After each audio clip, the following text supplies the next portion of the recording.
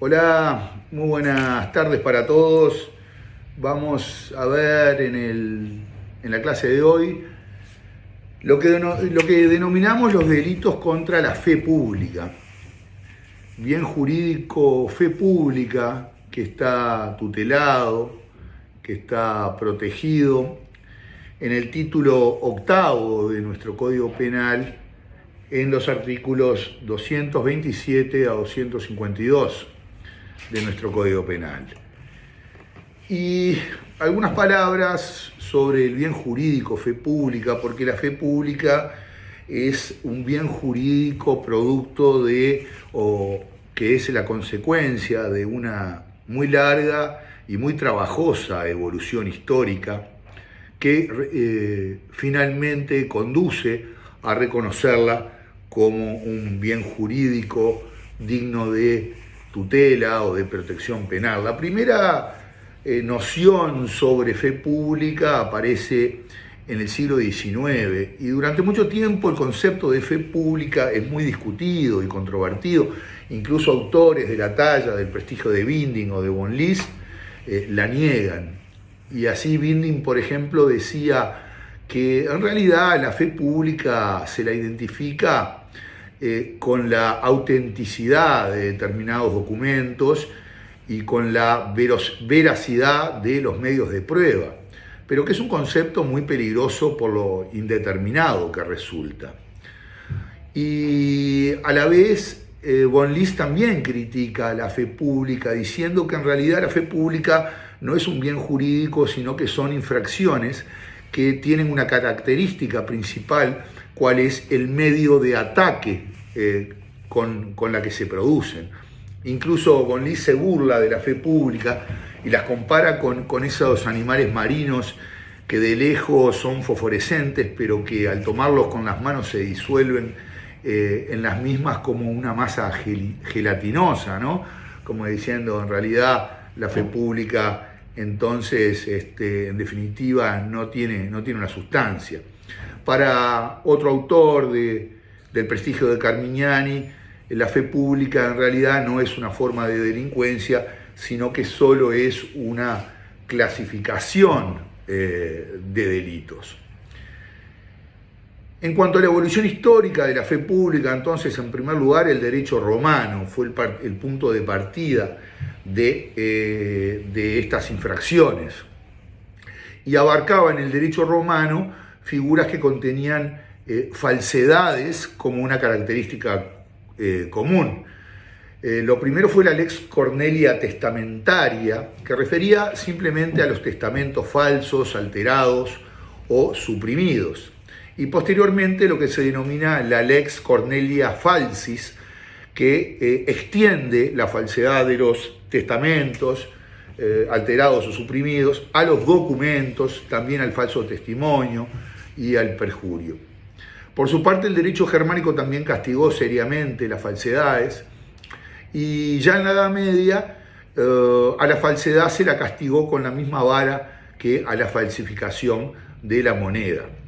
Y fíjense qué interesante, porque la fe pública, que en verdad está apoyada sobre el respaldo del Estado, se va forjando, van haciendo justamente a partir de la infidelidad del Estado mismo, ¿no?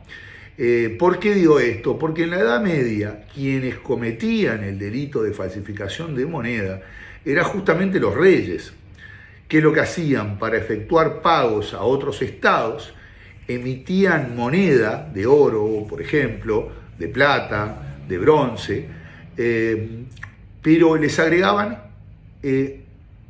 otra cantidad de metal de una pureza y un valor menor para agregarles peso, les agregaban otra sustancia. Entonces fueron justamente los reyes los que fueron los primeros en alterar justamente la moneda. La expresión fe pública, propiamente dicha, se le atribuye a Gaetano Filangieri, un prestigioso jurista italiano, y a él se le atribuye entonces la iniciativa de hacer una categoría especial con este tipo de delitos que atacan la fe pública.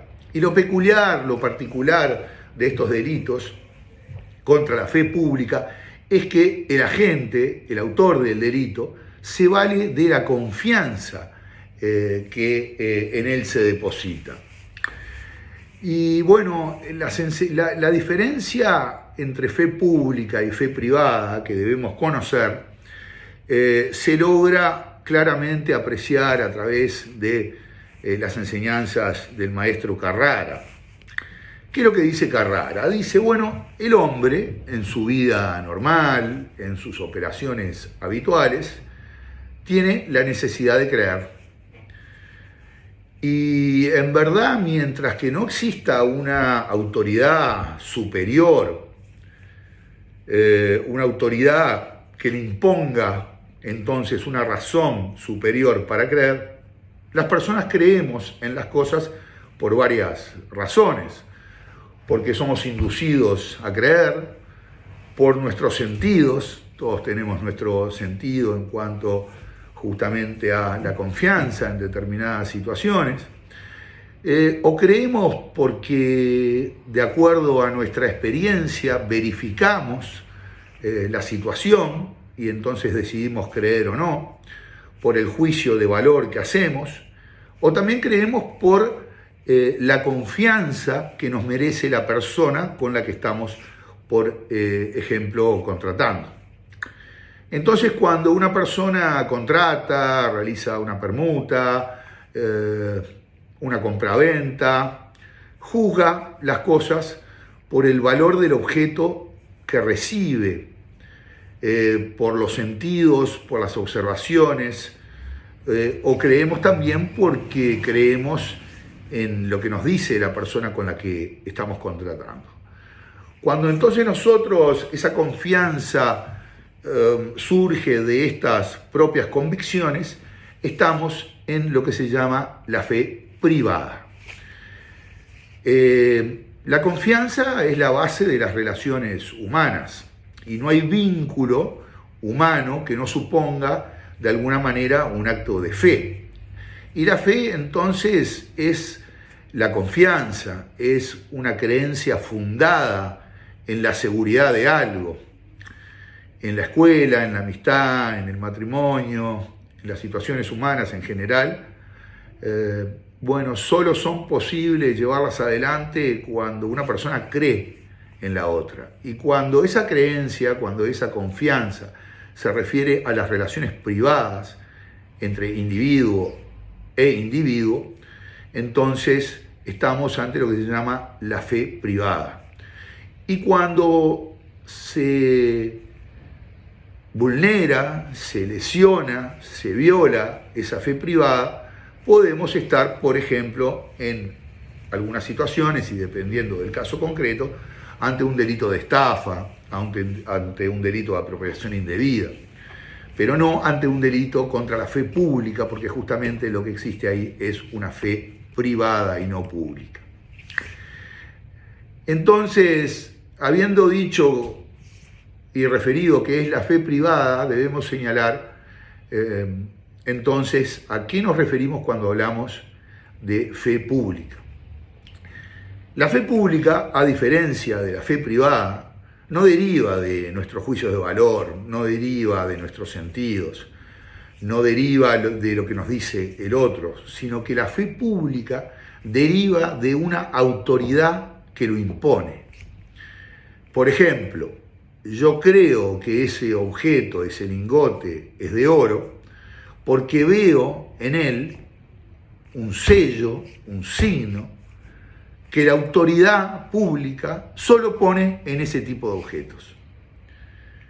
Yo creo en, por ejemplo, otro ejemplo, yo creo en determinado hecho, que determinado hecho ha ocurrido, porque leo en una hoja que tiene los sellos y la firma de un oficial público, de un policía, por ejemplo, al cual la ley le ha dado la facultad de atribuirle a ese documento una presunción de verdad. O sea, en la fe pública ya no es el particular que cree en otro particular. Acá toda la sociedad en su conjunto cree en actos externos, signos y formas a los cuales el Estado les atribuye un valor jurídico. Fe pública es entonces la expresión de la certeza jurídica, como decía Pesina. La fe pública es la confianza o creencia que cualquier miembro de nuestra sociedad tiene en lo que se le entrega o lo que se le muestra. ¿Por qué? Por la certeza que de ello da el Estado. Cuando nosotros recibimos una moneda, un billete, no tenemos por cierto no tenemos por cierto, por ejemplo, su valor, que eso vale, porque me la entregó Juan o Santiago, sino que creemos en el valor de esa moneda que nos entrega porque es el medio de intercambio que el Estado ha impuesto para el comercio. O sea que, como decía Carrara, la fe pública no nace de la creencia de un particular a otro particular, sino la creencia pública, la creencia que tenemos todos los ciudadanos en ella. No hacemos fe en quien nos presenta la moneda o el contrato, sino que hacemos fe en la autoridad pública, en el signo o el emblema que contiene. En definitiva, la fe pública es la fe que está sancionada por el Estado, la fuerza probatoria que se le atribuyen a algunos signos, objetos o formas exteriores. La fe pública, en el sentido de nuestro Código Penal, según el artículo 245, es entonces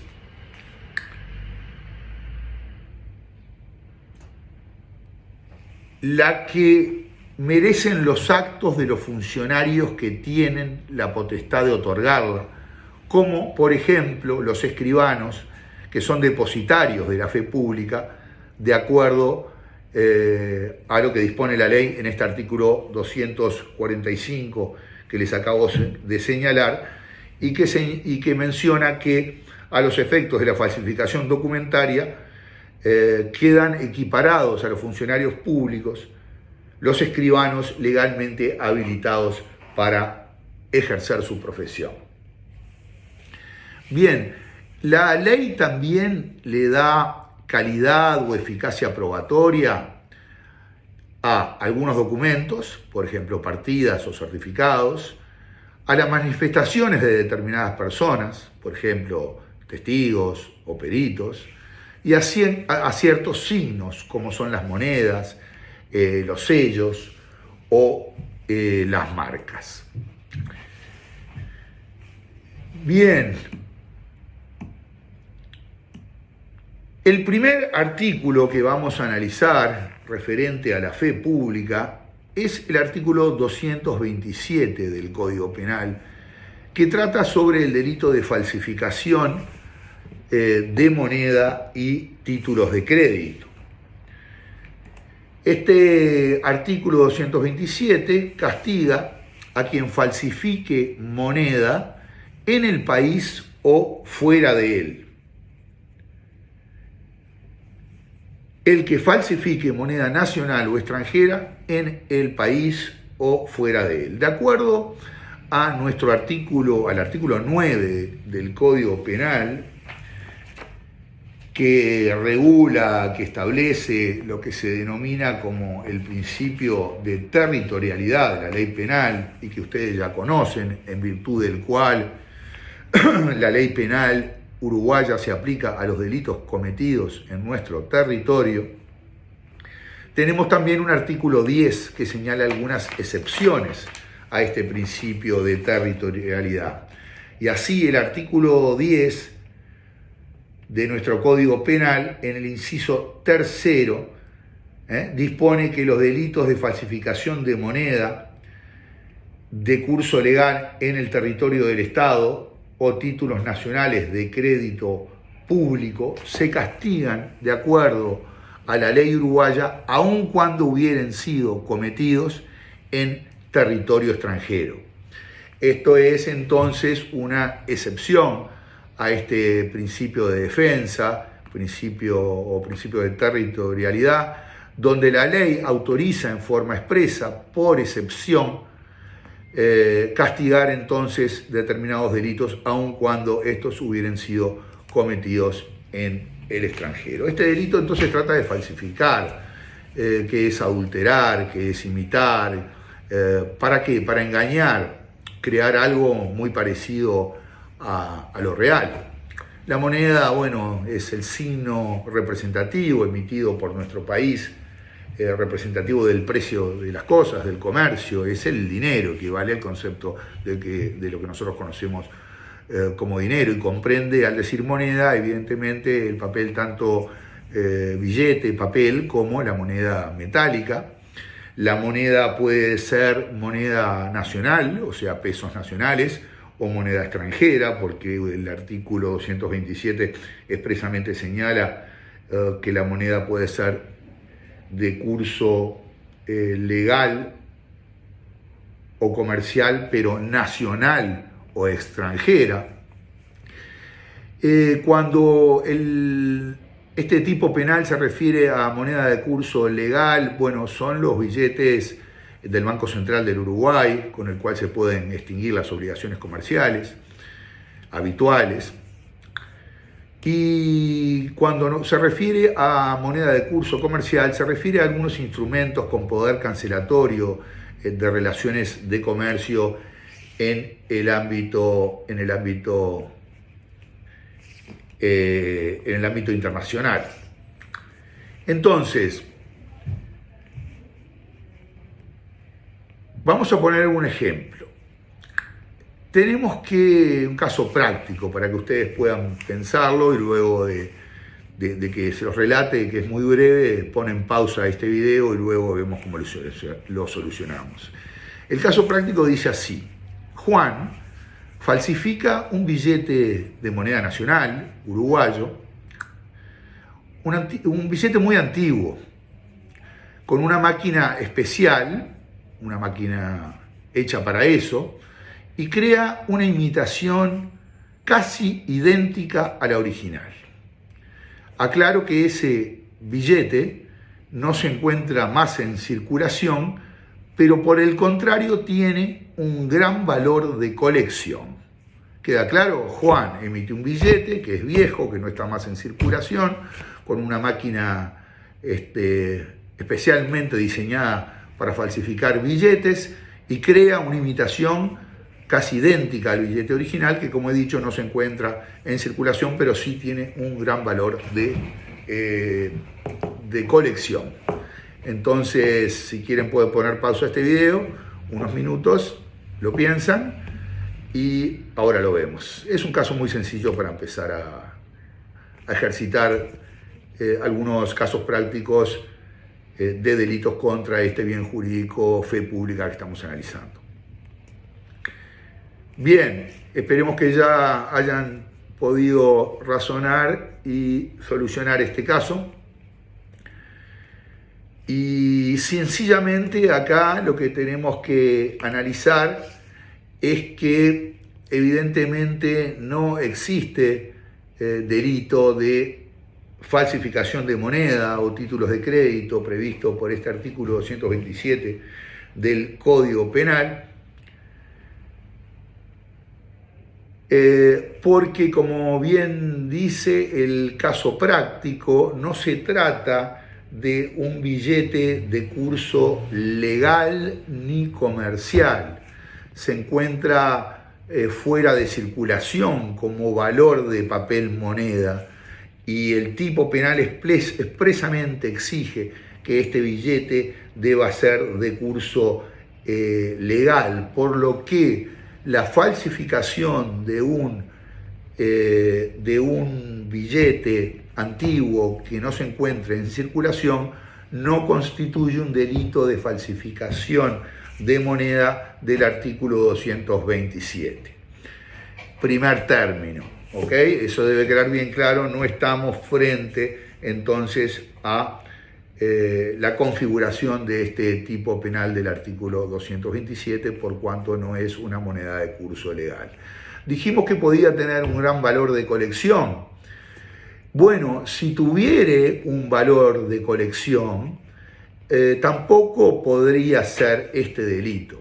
Lo que sí podría ser, eventualmente, dependiendo del caso concreto, el caso no da, el caso práctico que les dije no nos da los elementos como para establecerlo, pero sí podríamos decir a priori que si entonces esta persona que falsificó este billete, que tiene un valor de colección y lo hubiera hecho pasar como verdadero a otro coleccionista que lo hubiera adquirido por un precio, podríamos eventualmente estar frente a la configuración de un delito de estafa previsto en el artículo 347 del Código Penal, como digo, si se cumplen los requisitos subjetivos y objetivos de ese tipo penal, la inducción en error, las estratagemas, los engaños artificiosos, en fin,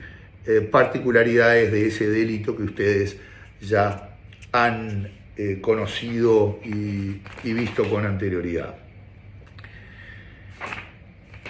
Quiero aclararles que el artículo 231 del Código Penal equipara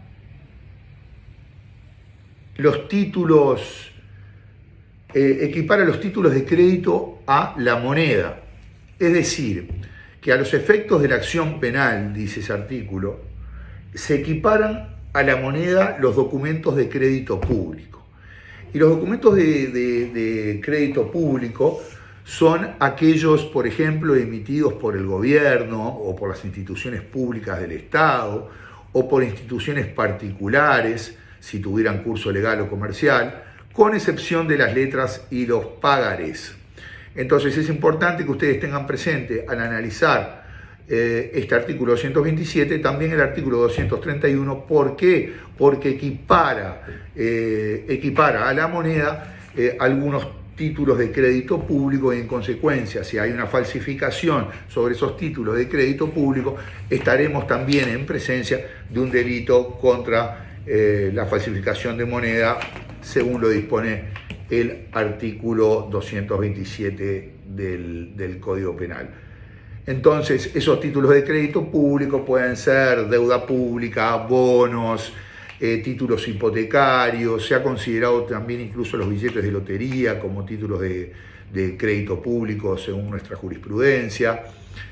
En cuanto a la sistemática nuestra, solamente pueden emitir créditos públicos el Estado o las instituciones oficiales.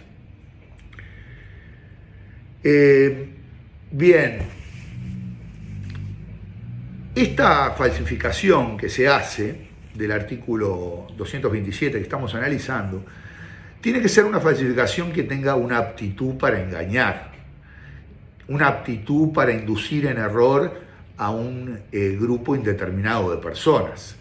No solo aquella persona incauta, algún incauto incapaz de distinguir lo verdadero de lo falso, sino que tiene la aptitud, debe tener la aptitud para engañar a un hombre común. No tiene por qué tener la aptitud para engañar a un experto en falsificación del Banco Central, ¿verdad? Simplemente una aptitud para engañar al hombre común.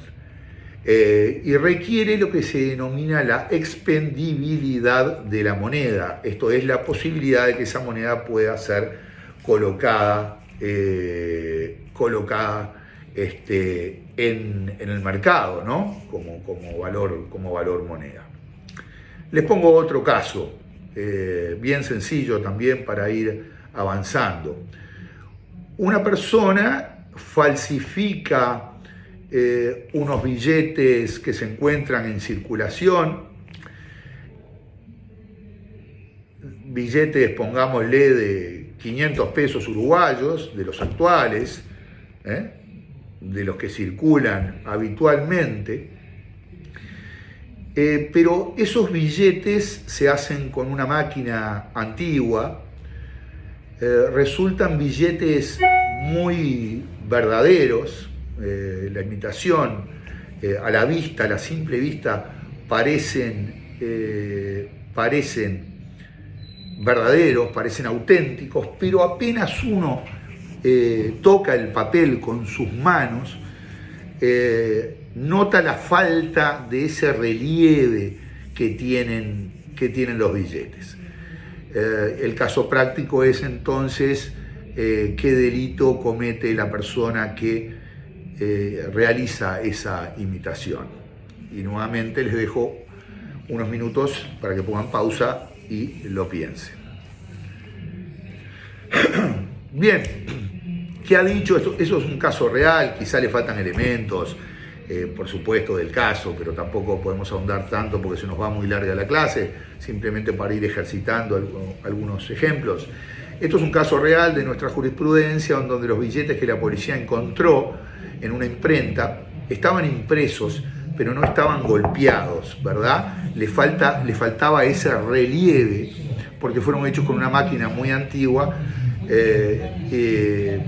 y en consecuencia uno apenas los toca se da cuenta de que son completamente lisos, y no tienen ese relieve que tienen habitualmente los billetes, que uno los toca y enseguida siente con la sensibilidad de los dedos esa diferencia en el relieve. Estos eran billetes totalmente lisos, y el tribunal entendió en este caso entonces que la moneda imitada no era expendible, no tenía ese requisito de expendibilidad, que es la de colocarse fácilmente en el mercado, como requiere de alguna manera esta figura en examen, y por lo tanto no existe un delito de falsificación de acuerdo a lo dispuesto por el artículo 227. En cuanto al tipo penal, el sujeto activo es un sujeto cualquiera, ya que nos menciona el que falsificar. El sujeto pasivo es la sociedad, la fe pública pertenece justamente a la sociedad.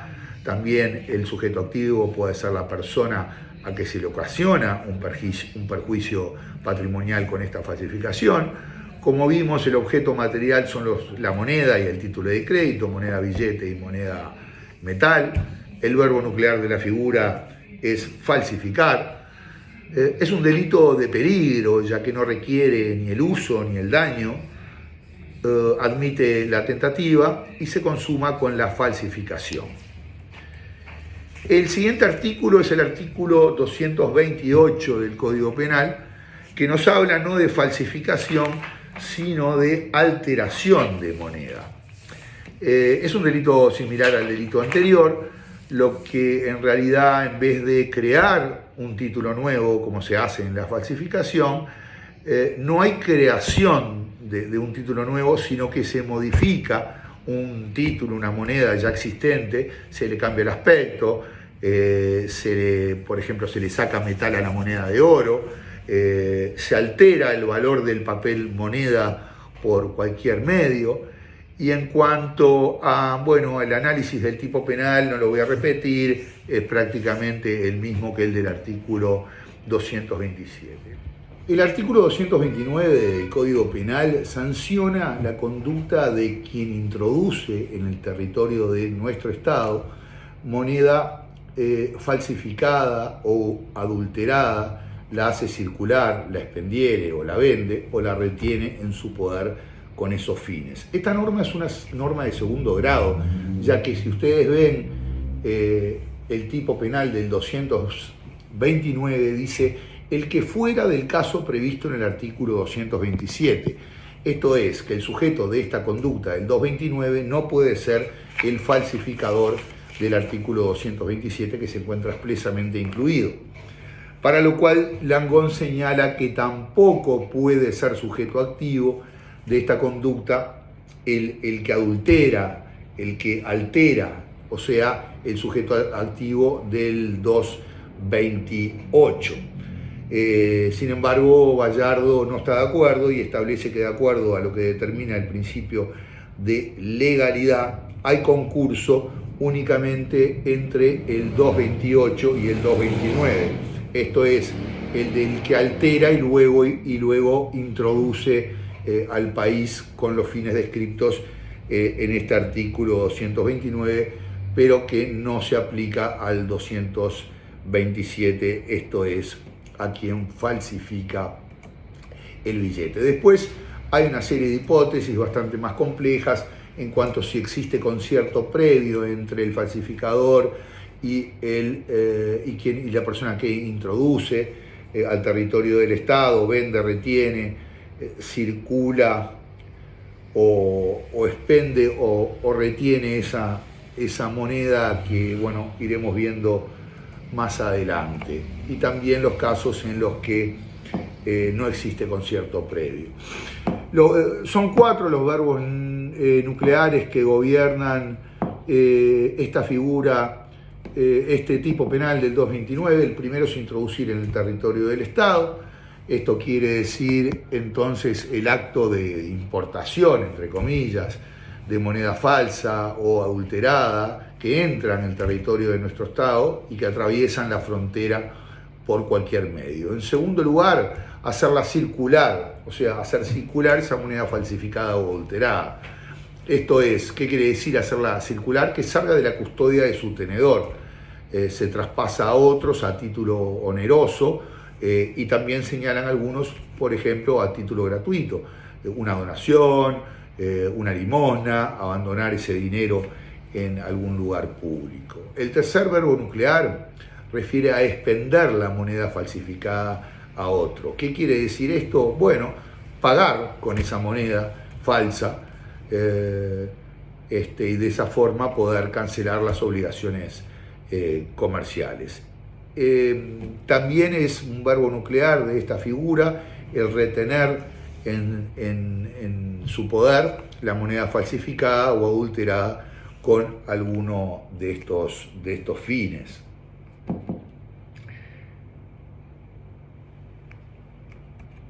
El artículo 230, por su parte, nos habla de la circulación o venta de moneda falsificada o adulterada recibida de buena fe.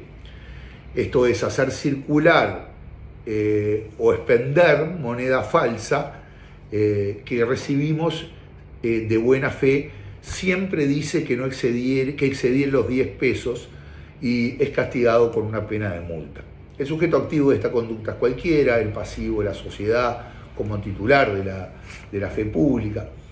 Los verbos son circular y expender, y el objeto material son moneda o títulos de crédito que se encuentran equiparados siempre a estas figuras, que exceda los 10 pesos. Si existe, si es menos de 10 pesos, existía una falta que fue derogada. Y la referencia subjetiva que tiene este artículo es haberla recibida de buena fe, esto es, con una razonable creencia de que esa moneda o título recibido era legítimo. Claro, tenemos que saber que son falsificadas antes de que las ponemos en circulación. Cuando las recibimos, creemos legítimamente, de buena fe, que son auténticas. Luego nos damos cuenta de que son falsas y luego de ello las ponemos en circulación. Se consuma el delito cuando se hace circular o se expende esa moneda falsificada, y en cuanto a la culpabilidad es a título de dolo directo, como todos estos delitos. Existen determinadas agravantes y atenuantes que están previstas en el artículo 232 del Código Penal. Las agravantes, la primera de ellas refiere a haber quebrantado la fe pública, la fe en la moneda o en el título falsificado o alterado. En este caso se produce realmente un daño muy importante al bien jurídico protegido, que es la fe pública, y ello es lo que fundamenta la existencia de esta agravante. La segunda agravante que nos menciona este artículo 232 es que el monto de las monedas o títulos falsificados o alterados excediere los 2.000 pesos. Bueno, esto en la época del Código de 1934 representaba o se fundamentaba por una mayor entidad de daño a este bien jurídico. Por supuesto, con el tiempo, con la inflación, ha quedado de alguna manera sin fundamento la existencia de esta agravante. Por su lado, en la segunda parte del 232 se nos señalan las atenuantes especiales de estos delitos.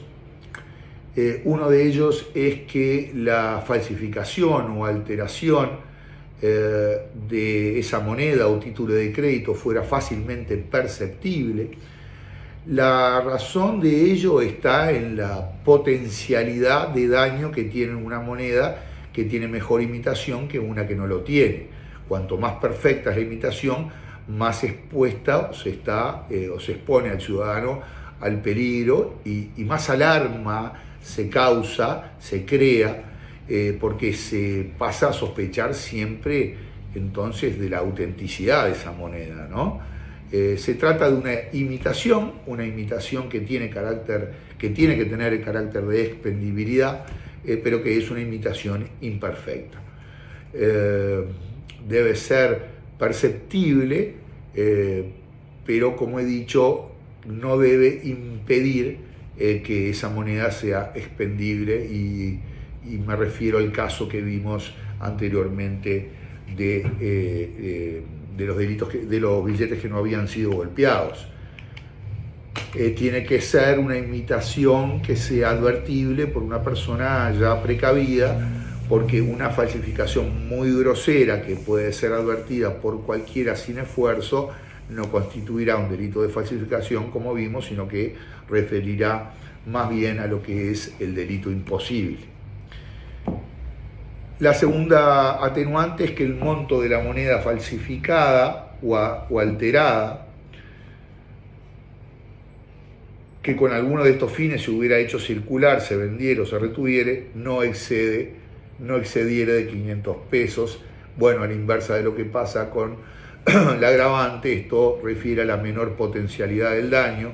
En este caso juega como una mitigación de la pena debido a esa menor potencialidad del daño. El artículo 233 nos habla de la fabricación o retención de los instrumentos que son utilizados o destinados a la falsificación o alteración de la moneda o a los títulos de crédito. Y así nos dice que el que fabricar instrumentos o útiles destinados a la falsificación de moneda o los retuviera será castigado con 3 a 24 meses de prisión. En realidad, esto es un verdadero acto preparatorio del delito de falsificación, ¿verdad?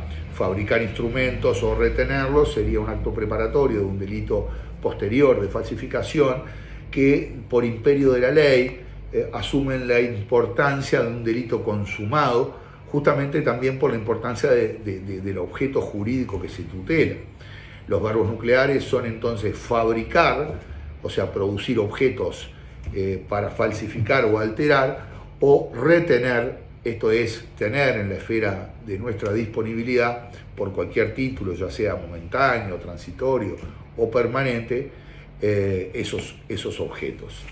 El objeto material son instrumentos o útiles destinados a la falsificación. Es un concepto muy amplio, y el delito se consuma en el momento y en el lugar en que se fabrica o se retiene. El artículo 234 nos habla de la falsificación o alteración de billetes de empresas ferroviarias o de otras empresas de transporte, empresas públicas de transporte. Y acá, bueno, es evidente que la circulación de este tipo de billetes afecta a la fe pública, ¿verdad? El objeto de tutela es el interés que tiene la sociedad en que este tipo de empresas en que la sociedad confíe en los billetes que estas empresas de transporte emiten, ¿verdad? Los verbos nucleares son falsificar y alterar. El objeto material son billetes de empresas ferroviarias o de empresas públicas. No importa, señalaba Langón a este respecto, el régimen jurídico de la empresa que emite el billete, si es una empresa pública, privada o mixta, sino lo que importa es que el transporte sea pública. Este delito entonces se ejecuta cuando se fabrica o adultera el billete genuino de la empresa, y la falsificación en este caso de alguna manera es el medio para inducir en error. Si se usa el boleto, se configura una estafa que absorbe esta figura de falsificación.